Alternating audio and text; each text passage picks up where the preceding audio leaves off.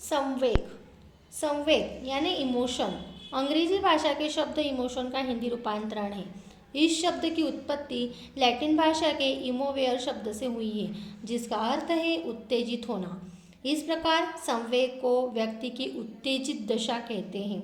इस प्रकार संवेग शरीर को उत्तेजित करने वाली एक प्रक्रिया है। मनुष्य अपनी रोजाना की जिंदगी में सुख दुख, भय, क्रोध, प्रेम, ईर्ष्या, घृणा आदि का अनुभव करता है। वह ऐसा व्यवहार किसी उत्तेजनावश करता है। यह अवस्था संवेग कहलाती है। वुडवर्थ के अनुसार संवेग व्यक्ति की उत्तेजित दशा है। ड्रेवर के अनुसार संवेग प्राणी की एक जटिल दशा है, जिसमें शारीरिक परिवर्तन, प्रबल भावना के कारण उत्तेजित दशा और एक निश्चित प्रकार का व्यवहार करने की प्रवृत्ति निहित रहती है। J.S. रॉस के अनुसार संवेग चेतना की वह अवस्था है जिसमें रागात्मक तत्व की प्रधानता रहती है। जर्सिल के अनुसार किसी भी प्रकार के आवेश आने, भड़क उठने तथा उत्तेजित हो जाने की अवस्था को संवेग कहते हैं। ये चारों ही संवेग की जो परिभाषाएं हैं वो आपको एग्जाम में बहुत ही इम्पोर्टेंट है, आपको इन्हें याद करना है। संवेग के प्रकार। मैकडूगल के अनुसार संवेगों का संबंध मूल प्रवृत्तियों से होता है। मैकडूगल ने संवेग के 14 प्रकार बताए हैं, जो निम्न हैं। संवेग की मूल प्रवृत्ति और संवेग: पलायन, भय, युयुत्सा, क्रोध, निवृत्ति, घृणा, संतान की कामना, वात्सल्य, शरणार्थी, करुणा। काम प्रवृत्ति, कामुकता, जिज्ञासा, आश्चर्य, दैन्य, आत्महीनता, आत्मगौरव, आत्माभिमान, सामूहिकता, एकाकीपन, भोजन की खोज, भूख, संग्रहण, अधिकार, रचनाधर्मिता, प्रतिभाव, रास, आमोद। संवेग की प्रकृति। हम में से प्रत्येक व्यक्ति अपने अच्छे और बुरे अनुभवों के प्रति दृढ़ भावनाओं का अनुभव करता है। संवेग के उदाहरण हैं खुश होना, शर्मिंदा होना, दुखी होना, उदास होना आदि। संवेग हमारे प्रतिदिन के जीवन को प्रभावित करता है। संवेगों की प्रमुख विशेषताएं। संवेगों की प्रमुख विशेषताएं निम्न हैं। आंतरिक व बाहरी शारीरिक बदलाव तथा संवेगों में व्यापकता होती है। विभिन्न व्यक्ति एक भाव संवेग के प्रति अलग अलग प्रतिक्रिया व्यक्त करते हैं। संवेग में एक निश्चित दिशा में क्रिया की प्रवृत्ति होती है। मानसिक दशा में बदलाव तथा संवेग परिवर्तनशील प्रवृत्ति के होते हैं। संवेग में दुख, सुख, भय, क्रोध, प्रेम, ईर्ष्या, घृणा आदि की भावना निहित होती हैं।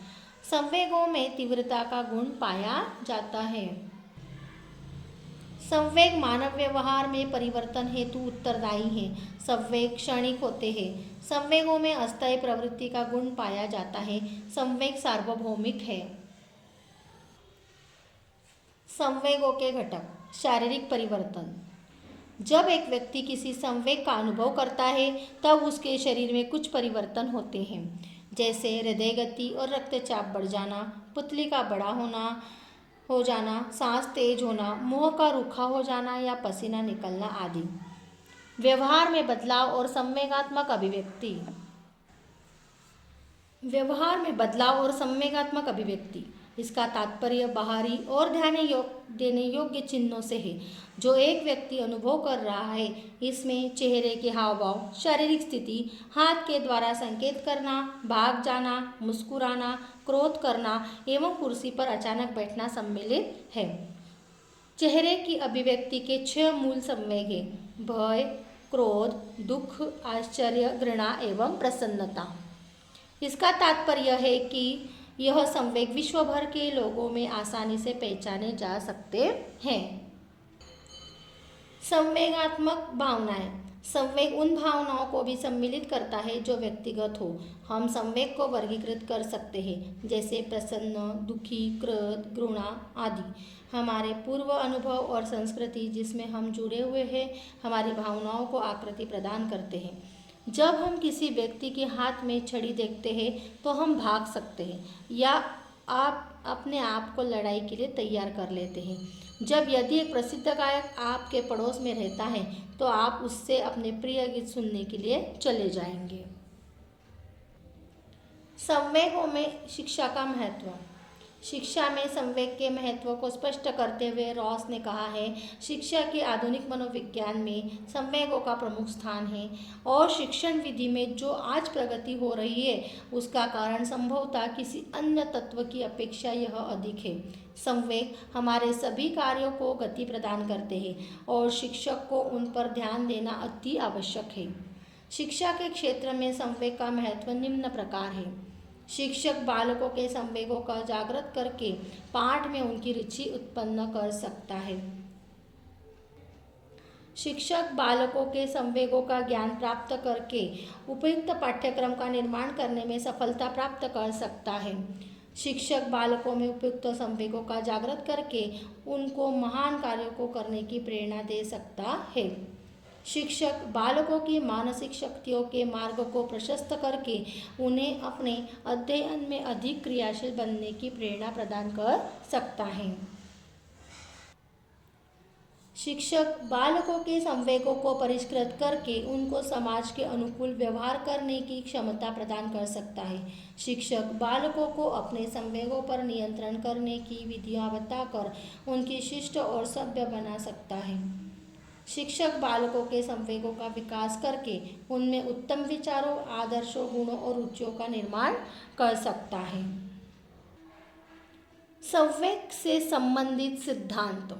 पहला है जेम्स लेंज का सिद्धांत। जेम्स लेंज सिद्धांत के प्रतिपादक विलियम जेम्स एवं कार्ल लेंज है।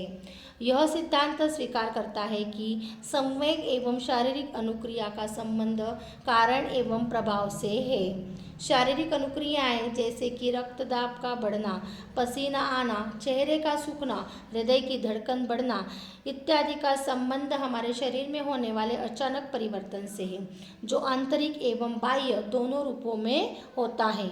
इन्हें इस रूप में समझा जा सकता है, जैसे कि घटना, कार्य करने के लिए उत्तेजना, व्याख्या और संवेग। दूसरा सिद्धांत है कैनन बार्ड सिद्धांत। यह सिद्धांत वॉल्टर कैनन और फिलिप बार्ड द्वारा जेम्स लेंज सिद्धांत के विरोध में दिया गया है। कैनन एवं बार्ड के अनुसार संवेग एवं शारीरिक अनुक्रिया का कारण और प्रभाव से कोई संबंध नहीं रखते। इसके बावजूद यह किसी उत्तेजित भावनाओं में भी अनुक्रिया करता है, जैसे कि घटना, साथ साथ कार्य करने की उत्तेजना और संवेग। यह सिद्धांत तंत्रिका जीव विज्ञान के विषय में बात करता है। स्केटर सिंगर सिद्धांत। इस सिद्धांत को संवेग के द्विकारक सिद्धांत के नाम से जाना जाता है। यह सिद्धांत वर्ष 1950 में दिया गया। यह एक संज्ञानात्मक विधि है जो संवेग के चरणों को समझने की एक कला है, जो कि संज्ञानात्मक क्रिया के द्वारा संपन्न होती है। स्टैनली स्केटर और जेरोम सिंगर के अनुसार संज्ञानात्मक कार्य संवेगों तथा मनोदशाओं के विभिन्न चरणों को प्रभावित करते हैं। यह सिद्धांत उत्तेजनात्मक घटनाएं, अवधारणा तथा व्याख्या को प्रदर्शित करता है, जो कि सूचना प्रसंस्करण का अनुसरण करती है। इस प्रकार हम कह सकते हैं कि संज्ञान तथा संवेग बालकों के विकास में महत्वपूर्ण भूमिका निभाते हैं। संवेग पुनः भाव एवं भावनात्मक व्यवहार को अभिव्यक्त करने में मदद करता है।